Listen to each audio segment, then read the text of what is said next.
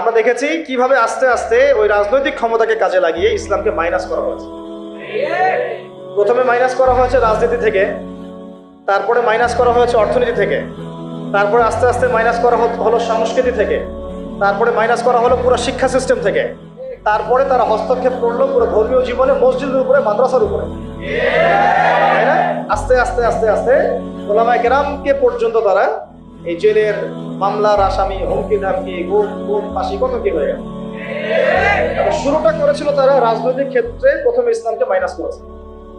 প্রথমে কি পলিটিক্যাল লাইফে তার ইসলামটাকে মাইনাস করেছে, তারপরে অর্থনৈতিক লাইফে তারা মাইনাস করেছে, সংস্কৃতির মধ্যে মাইনাস করেছে, শিক্ষা ব্যবস্থায় তো মাইনাস করে ফেললো, তারপরে আস্তে আস্তে এটা মসজিদের উপর প্রভাব বিস্তার করলো, মাদ্রাসার উপরেও প্রভাব বিস্তার করলো, এমনকি মসজিদ কমিটির মধ্যেও তারা ঢুকে পড়লো।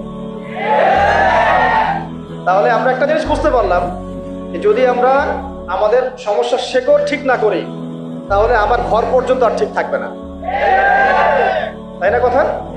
যদি আমরা ওই সমস্যার গোড়া ঠিক না করতে পারি, তাহলে আমার ব্যক্তি জীবন, আমি রাষ্ট্র কায়েম করব। খোলামেলা আলোচনা করতে হবে এখন আমরা কিভাবে একটা ইসলামী রাষ্ট্র কায়েম করব। তার আগে আর দু একটা কথা আমাদের জানা উচিত যে ইসলামী রাষ্ট্রের এই কনসেপ্টটা নতুন কোনো কনসেপ্ট না। আদম আলাইহিস সালাম আল্লাহর খলিফা ছিলেন, নূহ আলাইহিস সালামও আল্লাহ পাকের বিধান অনুযায়ী তার জাতিকে পরিচালনা করেছেন, ইব্রাহিম আলাইহিস সালামও করেছেন, তাই না? সবাই করেছেন, নবী মুসা আলাইহিস সালাম করেছেন, ইউসুফ আলাইহিস সালাম করেছেন, খাস করে দাউদ আলাইহিস সালাম, তিনি আল্লাহ পাকের বিধান দিয়ে জেরুজালেম থেকে 40 বছর বিশ্বকে শাসন করেছেন, করেন নাই? তাহলে এটা কোনো নতুন কনসেপ্ট না। খিলাফার যে কনসেপ্ট, এটা কি নতুন কোনো কনসেপ্ট না। খিলাফা মানে কি? খিলাফা মানে হচ্ছে আল্লাহর জমিনে আল্লাহর দিন প্রতিষ্ঠা করা, যেটাকে আমরা বলি ইকামতে দিন। কি বলে? ইকামতে দিন। যে ব্যক্তি আল্লাহ পাকের জমিনে আল্লাহর দিনকে প্রতিষ্ঠা করে তাকে আমরা বলি খলিফা। কি বলি?